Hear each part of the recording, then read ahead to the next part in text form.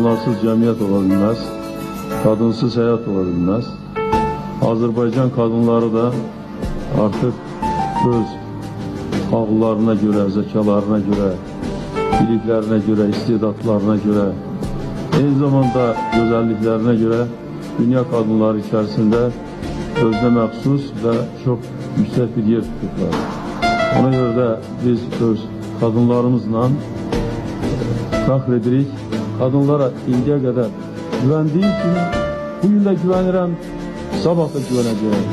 Mən sizin hamınızı sevirəm, hamınızı bağrıma basıram, hamınızı öpürəm eğer icazə verseniz ve size can sağlığı, xoşbəxtlik arzu edirəm.